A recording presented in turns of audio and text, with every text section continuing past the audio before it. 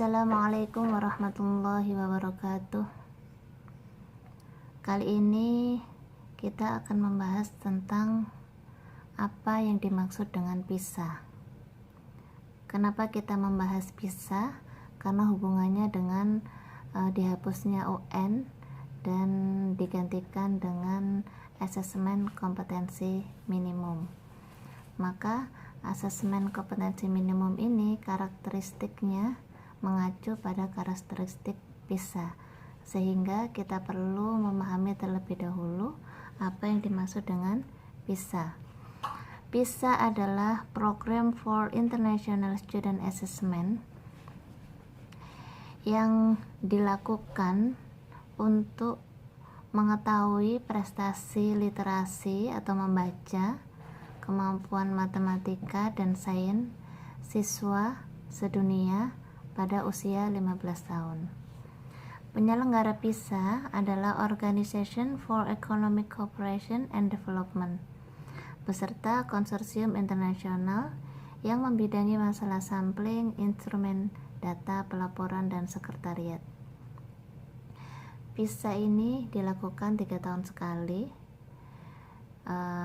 Tujuannya adalah untuk mengetahui standar pendidikan di berbagai belahan bumi, termasuk di berbagai negara yang mengikuti, karena tidak semua negara mengikuti PISA.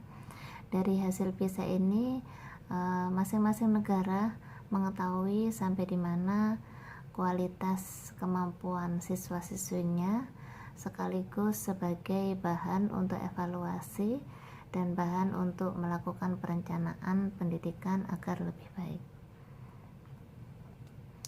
Target penilaian PISA itu ada 3 segmen. Pertama adalah kemampuan membaca, kemampuan matematika, dan kemampuan IPA. Kemampuan membaca itu dinilai dari teks narasi, teks deskripsi, teks eksposisi, teks eksplanasi, teks laporan, teks prosedur, teks pengayaan, dan mixed genre. Adapun target untuk kemampuan matematika meliputi pola bilangan, persamaan dan rumus, bentuk aljabar, bilangan cacah, bilangan bulat, peluang, interpretasi data, pengaturan dan representasi data, pengukuran, bentuk-bentuk geometris, lokasi, pergerakan dan spasial, rasio, proporsi dan presentasi, pecahan dan desimal. Adapun untuk kemampuan IPA yang dinilai adalah mencakup gaya dan gerak, perubahan pada lingkungan, perkembangan dan siklus hidup organ, keanekaragaman, adaptasi dan seleksi, ekosistem, struktur, fungsi, dan proses pada organisme, karakteristik dan klasifikasi makhluk hidup, jenis, sumber, dan konversi energi, panas dan suhu, kesehatan manusia, cahaya dan optik, listrik dan magnet, serta wujud benda dan perubahan fisika. Ketiga ranah ini yang dinilai dalam ujian PISA tidak berhubungan dengan suatu mata pelajaran tertentu, karena materi-materi yang disajikan dalam ujian PISA adalah lintas sektoran, mengacu pada wawasan global siswa dan mengacu pada kemampuan menyelesaikan masalah oleh siswa, sehingga penilaiannya dinilai secara global.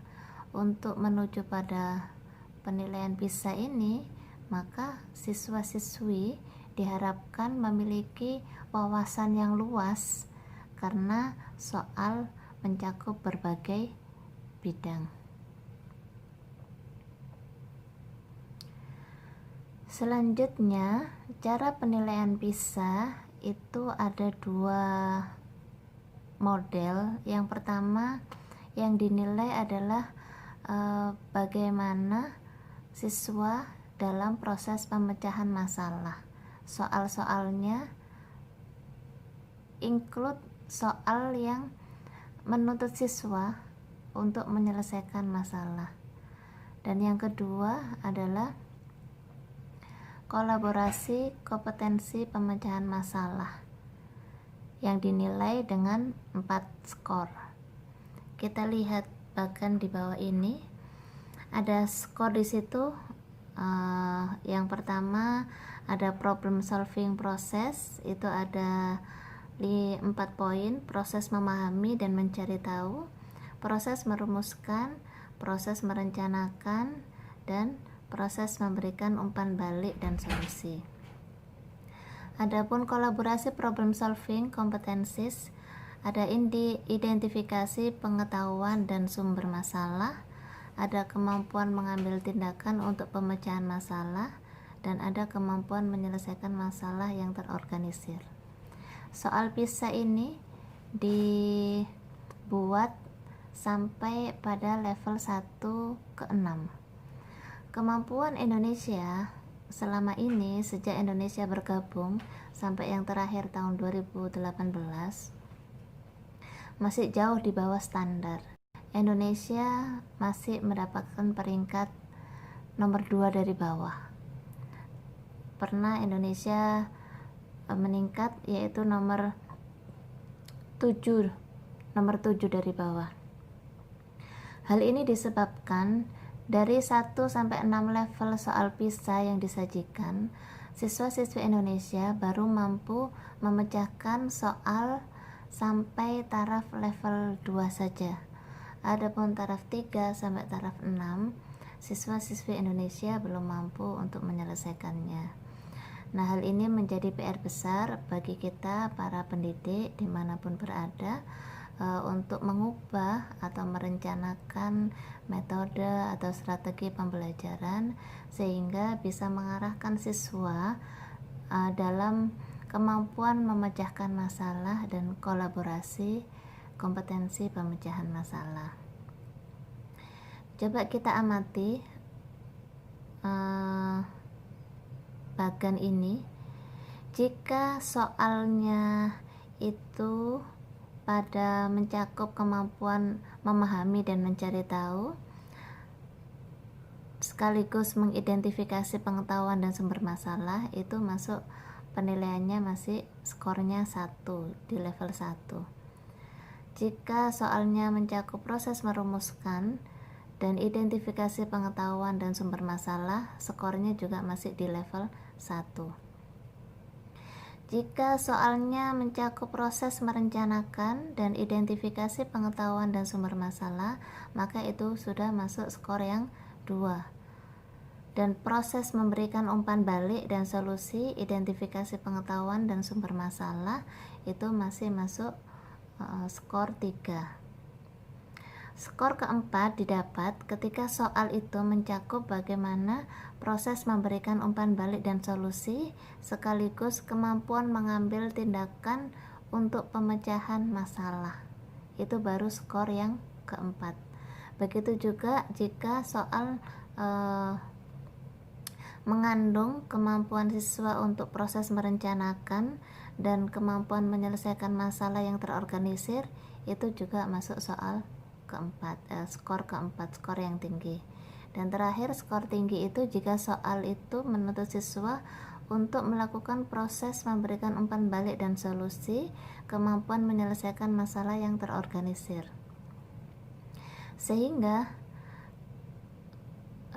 skill-skill seperti ini, jika metode pembelajaran di sekolah tidak dirubah, tidak menuntut siswa untuk mandiri belajar, menuntut siswa untuk membangun sendiri ilmunya, menemukan sendiri pengetahuannya, maka akan sulit bagi mereka untuk sampai pada skor 4. Sebagai contoh, ketika ada pandemi, ini adalah suatu masa di mana tidak satu orang pun yang berharap terjadi. Maka jika seseorang terbiasa untuk merencanakan, memberikan umpan balik dan mencari solusi, serta terbiasa untuk memecahkan masalah, maka masalah-masalah pandemi yang muncul yang sangat kompleks ini akan menjadi mudah dilalui bagi orang-orang yang terbiasa untuk menyelesaikan masalah, mencari solusi, dan mengorganisir penyelesaian masalah itu secara manajemen yang baik. Maka kemampuan inilah yang diharapkan dibangkitkan atau dibangun oleh para guru agar siswa-siswi kita menjadi dewasa dalam proses berpikirnya. Jika kita mengetahui atau mengingat kembali ranah kognitif sebagaimana kurikulum 2013 bahwa penilaian yang dilakukan adalah penilaian otentik, itu ada 3 ranah, ada ranah kognitif, ada ranah sikap, dan ada ranah keterampilan. Ranah sikap ini dibagi menjadi 2, sikap sosial dan sikap spiritual, sehingga kompetensi inti dalam kurikulum 2013 ada pengetahuan, sikap sosial, sikap spiritual, dan juga keterampilan. Maka pada ranah kognitif ini dalam taksonomi Bloom itu ada 5 tingkatan. Pertama, mengetahui, yang kedua menghafal, yang ketiga memahami, keempat mengasosiasi. Mengasosiasi itu menghubungkan antara materi yang diberikan di kelas untuk diterapkan dalam kehidupan di masyarakat. Lalu yang keempat adalah menganalisa. Menganalisa ini sudah setingkat lebih tinggi dari mengasosiasi. Mengasosiasi menghubungkan, sedangkan menganalisa itu adalah skill lanjutan dari mengasosiasi. Bagaimana ini bisa terjadi? Padahal teorinya begini dan lingkungannya begini, kasusnya ada begini. Nah, itu menganalisa. Lalu ada juga yang terakhir adalah mengevaluasi. Setelah dianalisa lalu dievaluasi. Oh, berarti kalau begini seharusnya begini, solusinya begini, dan begitu seterusnya. Lah, kemampuan 3 teratas ini, mengasosiasi, menganalisa, dan mengevaluasi, ini yang masih perlu dipush, didorong, ditingkatkan kemampuannya oleh para guru-guru di Indonesia. Kami harap khususnya ustadz-ustadzah di SD Nurul Faizah bisa lebih concern untuk merancang metode pembelajaran yang fokus, yang mengarah pada menganalisa, mengasosiasi, dan mengevaluasi. Nanti kita akan buatkan segmen tertentu untuk kita belajar lebih lanjut bagaimana 3 kemampuan itu bisa kita terapkan dalam metode pembelajaran, juga bagaimana cara membuat soalnya dan bagaimana cara mengevaluasinya. Untuk masalah PISA, semoga ini bisa menjadi awal pengetahuan.